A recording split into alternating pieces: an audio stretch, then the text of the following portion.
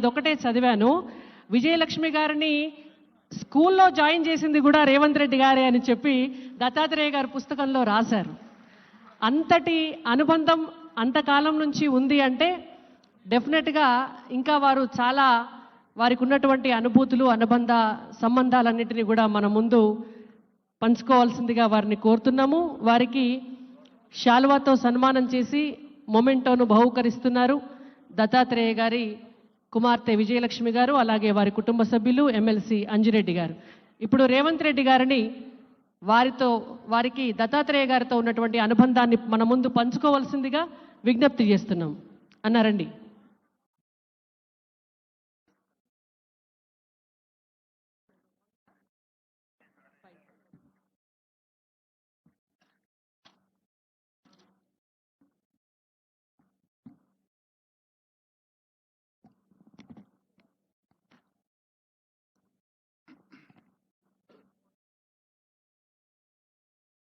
శిల్పకళా వేదికగా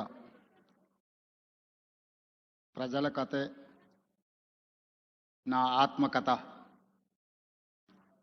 పెద్దలు బండారు దత్తాత్రేయ గారి ఆత్మకథ పుస్తక తెలుగు వెర్షన్ ఈరోజు విడుదల చేసే కార్యక్రమంలో నాతో పాటు మాజీ రాష్ట్రపతి, ఆంధ్రప్రదేశ్ ముఖ్యమంత్రి గారు, అదేవిధంగా ఆంధ్రప్రదేశ్ గవర్నర్ అబ్దుల్ నజీర్ గారు, ఒడిశా గవర్నర్ హరిబాబు గారు, అదేవిధంగా త్రిపుర గవర్నర్ ఇంద్రసేనారెడ్డి గారు, మన రాష్ట్ర గవర్నర్ పెద్దలు జిష్ణుదేవ్ వర్మ గారు, అదేవిధంగా కేంద్ర మంత్రి మిత్రులు జి కిషన్ రెడ్డి గారు, అదేవిధంగా భూపతిరాజు శ్రీనివాస్ వర్మ గారు, శాసన మండలి చైర్మన్ గుత్తా సుఖేందర్ రెడ్డి గారు, శాసనసభ చైర్మన్ గడ్డం ప్రసాద్ గారు, మిత్రులు ఆంధ్రప్రదేశ్ మంత్రివర్యులు సత్యకుమార్ గారు, తెలంగాణ రాష్ట్ర ఉప ముఖ్యమంత్రి వర్యులు మిత్రులు బట్టి విక్రమార్క గారు, మిత్రులు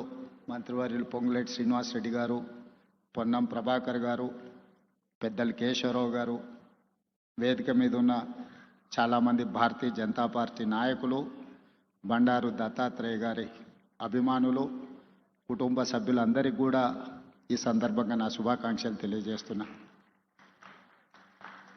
మిత్రులారా,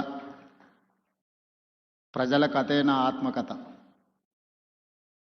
దత్తాత్రేయ గారు ప్రజలతో ఉన్న అనుబంధాన్ని అత్యంత సామాన్యమైన ప్రజలతో, అది గౌలిగూడ గల్లీ కావచ్చు, లేకపోతే రామ్నగర్ బస్తీ కావచ్చు, వారు మహారాజ్గంజ్ మొట్టమొదటిసారి శాసనసభ్యులుగా పోటీ చేసినప్పటి నుంచి మొదలు పెడితే వారు సికింద్రాబాద్ పార్లమెంట్ సభ్యులుగా, కేంద్ర రైల్వే శాఖ మంత్రిగా, అర్బన్ డెవలప్మెంట్ మినిస్టర్గా, హిమాచల్ ప్రదేశ్ గవర్నర్గా, ఈనాడు హర్యానా అత్యంత కీలకమైన రాష్ట్రానికి గవర్నర్గా, వారు గౌలిగూడ గల్లీ నుంచి హర్యానా గవర్నర్గా సుదీర్ఘమైన ప్రయాణంలో ఎన్నో హోదాలను, రాజకీయంగా ఎన్నో ఒడిదుడుకులను చూశారు.